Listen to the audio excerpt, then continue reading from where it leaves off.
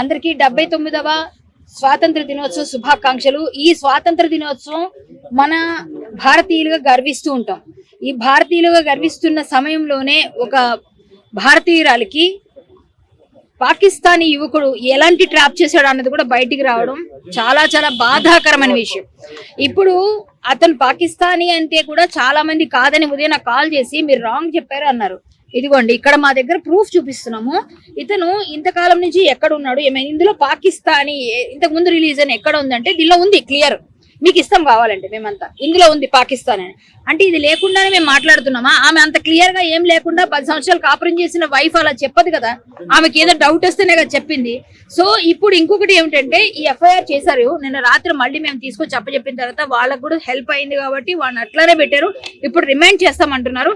Already కొన్ని sections add చేశారు. ఇంకా ఇంకా ఇంకా వాళ్ళ క్లారిటీ వస్తే వాళ్ళది ఏదైతే ఉందో ఐడెంటిటీ గాని కన్ఫర్మేషన్ మనం అయితే చెప్పిందంతా క్లియర్ గా ఉంటుంది. మనం తీసుకుంటాం పేపర్స్ అన్నారు. తీసుకున్న తర్వాత ఇంకా సెక్షన్స్ యాడ్ చేస్తారు. ఖచ్చితంగా ఈ అబ్బాయి చాలా చీట్ చేశాడు. అమ్మాయిని ఎన్ని రకాలుగా నరకం పెట్టాలి అంతా నరకం పెట్టాడు. ఒక అమ్మాయిని ఇంత వాడుకొని ఇన్ని రకాలుగా హింసించిన వాడికి ఇక్కడ ఉండే యోగ్యత లేదు. వాడికి పనిష్మెంట్ కావాలి. ఖచ్చితంగా వాడిని ఇక్కడ నుంచి పంపించేయాలి. మన దేశం నుంచి తరిమి కొట్టాలి ఇలాంటి వాళ్ళని. దానికి కీర్తి కోసం కీర్తి జగదీష్ ఈ రోజు చెప్తోంది తను ఇష్టపూర్వకంగానే అప్పుడు ఎలా అయితే ఇష్టపడిందో వాడు ట్రాప్ చేశాడు, ఇష్టపడినట్టుగా ట్రాప్ చేశాడంట. మాకంతా క్లియర్ చెప్పింది వాడు ఏ విధంగా బిహేవ్ చేశాడు. ఆమె మ్యారేజ్ విడిపోయేటట్టు చేసి, విడిపోయిన తర్వాత ఆమెను ఎట్లా ట్రాప్ లో ఉన్నప్పుడు ఫీల్ ఎలా ఉంటే బాగా దగ్గరయ్యి ఆమెని కన్సల్ట్ చేసి ఏదన్నా చేసి పెళ్లి చేసుకోవాలని వెనకపడ్డాడంట. ఇవన్నీ ఆమె చెప్పిన తర్వాత ఇలాంటి వాళ్ళు వదలొద్దు అనుకున్నాం. రెడ్ హ్యాండెడ్ గా పట్టుకున్నాం. రెడ్ హ్యాండెడ్ గా పట్టుకున్నా కూడా వాడు తప్పించుకొని ట్రై చేస్తే మేము రాత్రి మళ్ళీ మేము తెచ్చుకొచ్చి ఇక్కడ అప్పచెప్పడం జరిగింది. వాడు టైం మన నిజం చెప్తున్నా, అమ్మాయి జెన్యూనిటీ ఉంది కాబట్టి వాడు నేను మళ్ళీ దొరికిండు. ఈరోజు ఎఫ్ఐఆర్ అయింది, కొంతసేపట్లో రిమాండ్కి వెళ్తాడు. ఇప్పుడు ఆమె ఏ విధంగా చెప్తుందో మీరు అన్ని వినండి. వాడు ఖచ్చితంగా ఇండియాలో ఉండడానికి అర్హుడు కాడు. వాడికి ఖచ్చితంగా గట్టి సెక్షన్స్ రావాలి, శిక్ష పడాలి. శిక్ష పడే వరకు మేమందరం ఫైట్ చేస్తాం. విశాల్ గాని నేను గాని. అంటే తనకి సిటిజన్షిప్స్ ఉన్నాయి అంటున్నారు. వాడు వస్తే వాడు మొక్కను కొట్టడానికి.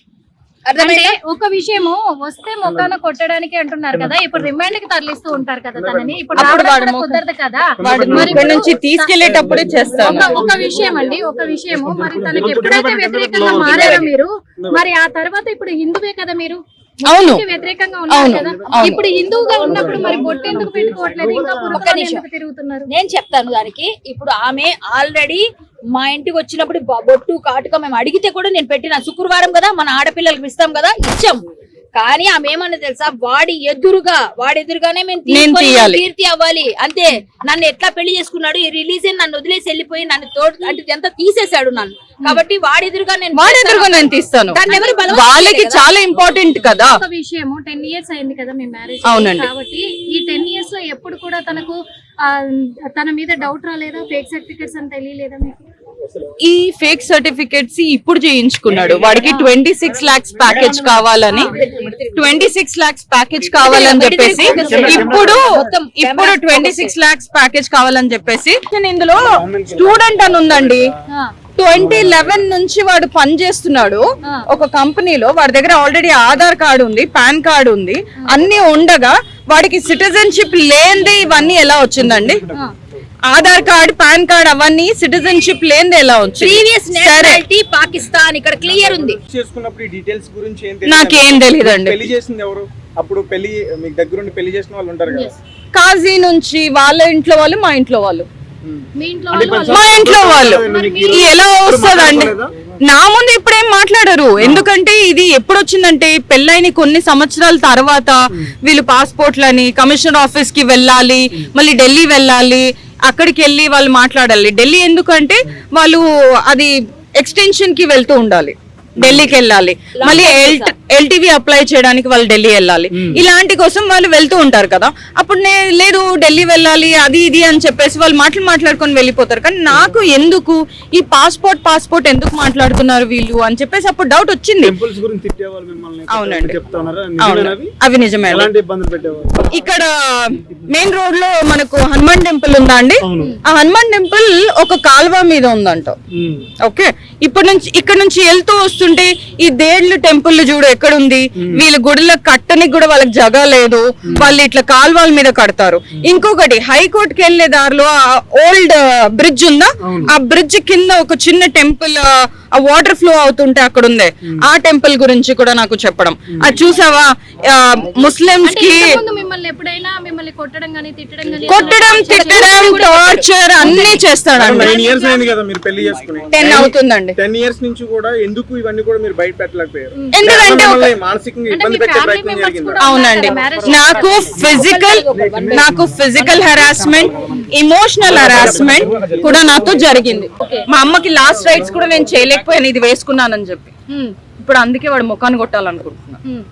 ఇది వేసుకున్నా మిమ్మల్ని చేయనీయలేదు, నన్ను ఏం చేయనీయలేదు. మా అమ్మ కోసం. అవునండి, నేను హిందూగానే మారుతాను. ఎందుకంటే నా పేరు నేను ఎక్కడ మార్చుకోలేదు. నా ఆధార్, నా పాన్, నా అన్ని చోట్ల నాకు కీర్తి జగదీష్ అనే ఉంది.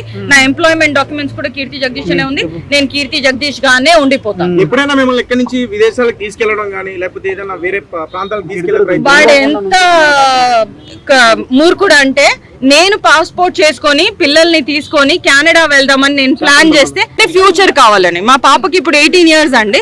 వాళ్ళ ఫ్యూచర్, వాళ్ళు చదువుకుంటారు, వాళ్ళు చేస్తారని చెప్పేసి నేను మా పిల్లల ఫ్యూచర్ కోసం అని నేను చేద్దాం అనుకున్నా. కానీ వాడు నన్ను అది కూడా చేయనివ్వలేదు. ఫహద్ తో పెళ్లికి ముందు మీకు ఆల్రెడీ విడాకులు అయింది, అంటే మీకు మంచి భవిష్యత్తు వస్తుందని అతను, అవునండి, లేకపోతే అతని దగ్గర డబ్బులు ఉన్నాయని మీడియాలో వార్తలు వస్తున్నాయి, మరి ఎంతవరకు నిజం? డబ్బులు ఉన్నాయా? ఒక సాఫ్ట్వేర్ కదా. అవునా, సాఫ్ట్వేరా వాడా? Oh wow, software andi. Insight Software is the name of the company. What do? They do HRMS, which is more to do with hiring people. How do you register them? But there is nothing to do with software. He is not a software engineer. He is a bloody creep. He is a fake person, has all fake documents, and currently is an employee with Insight Software. Those people should also take action against him. పెళ్లి చేసుకునే ముందు మీకు అతని గురించి ఏం చెప్పిండు సమాచారం? ఏం చెప్పలేదు. ఎలా చెప్తారండి? ఏం చెప్తారు?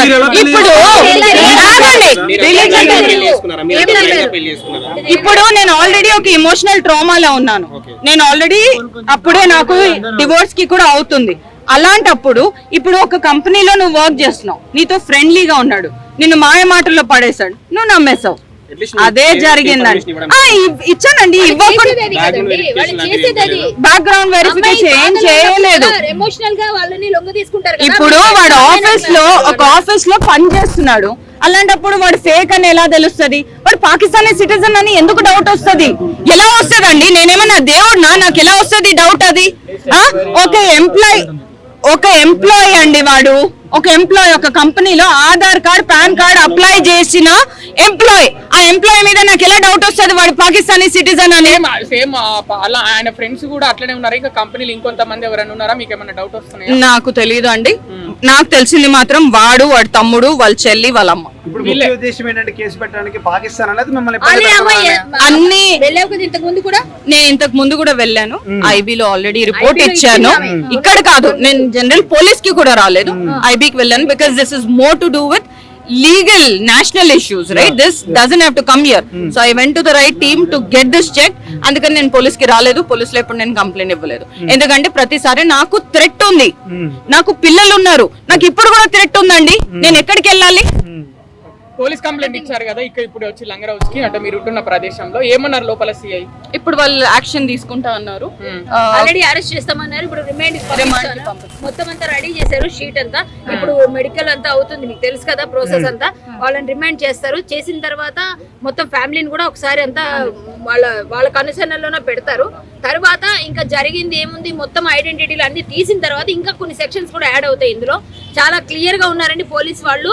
మేము కూడా చాలా సీరియస్ గా ఉన్నాము. అంటే ఇక్కడ మెయిన్ అంటే హిందూ సమాజం అందరూ ఆలోచిస్తుంది ఒకటే, ఇప్పుడు ఆమె బుర్కా తీసేసి మళ్ళీ హిందుత్వంలోకి వస్తుంది, అతనికి అరెస్ట్ అయ్యి అతనికి శిక్ష పడితే మళ్ళీ వస్తారు హిందుత్వంలోకి. అంటే వాడికి అరెస్ట్, ఇప్పుడు ఎలాగైనా అరెస్ట్ అవ్వడమే, వాడికి రిమాండ్ లో తీయడమే. నేను బుర్కా తీయడం ఖచ్చితం. ఇది you can mark my words. నేను ఆల్రెడీ ఇది తీసేశాను. RTV లో నేను ఇంటర్వ్యూ ఇచ్చినప్పుడు నేను ఆల్రెడీ తీసేశాను.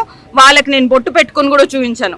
ఇప్పుడు నేను అదే పని చేస్తాను. కానీ వాడు ఇక్కడ నా ముందు ఉండాలి అది చేసేటప్పుడు.